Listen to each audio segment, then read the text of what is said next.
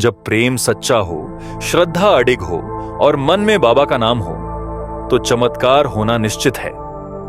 नीम करौली बाबा की कहानियां सिर्फ कथाएं नहीं हैं, वो अनुभव हैं, जीवंत अनुभव, जो आज भी हजारों लोगों की जिंदगी बदल रहे हैं। यह बात 1960 के दशक की है।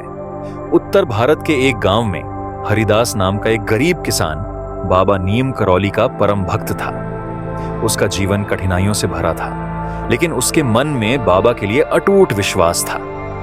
हर सुबह वह बाबा की तस्वीर के सामने दिया जलाकर प्रार्थना करता था, बाबा, मुझे कुछ नहीं चाहिए, बस मेरा मन आपके चरणों में लगा रहे। लेकिन समय कठिन था।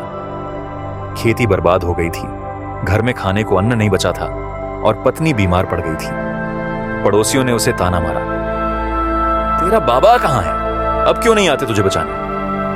हरिदास चुप था, पूरा मन में विश्वास अडिग था। एक दिन उसने तय किया कि वो खुद बाबा के दर्शन को फरीदाबाद आश्रम जाएगा। वो पैदल ही निकल पड़ा, ना जेब में पैसा, ना साथ में खाना। रास्ते में कई लोगों ने उसे रोका, लेकिन उसने एक ही बात कही, बाबा बुला रहे हैं, मुझे जाना है। 2 दिन की कठिन यात्रा के बाद वो बाबा के आश्रम पहुंचा। लेकिन जैसे ही वह बाबा के सामने पहुंचा, बाबा ने गुस्से में कहा, जा यहां से, मुझे तेरे जैसे दिखावटी भक्त नहीं चाहिए।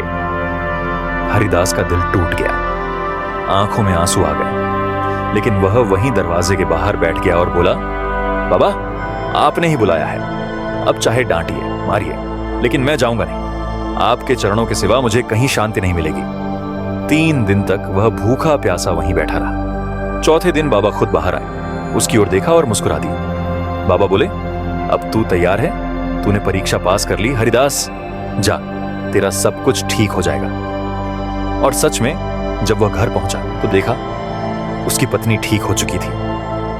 खेत में बिना बीज बोए फसल उगाई थी और गांव के लोग हैरान थे कि उसके घर में राशन से भरे बोरों की भरमार कैसे हो गई। हरिदास समझ चुका था, बाबा की कृपा तब मिलती है जब मन डगमगाए नहीं, चाहे दुनिया कुछ भी कहे। नीम करौली बाबा कहते थे, सब कुछ छोड़ दो, केवल भक्ति और प्रेम रखो, बाकी सब मैं संभाल लूंगा।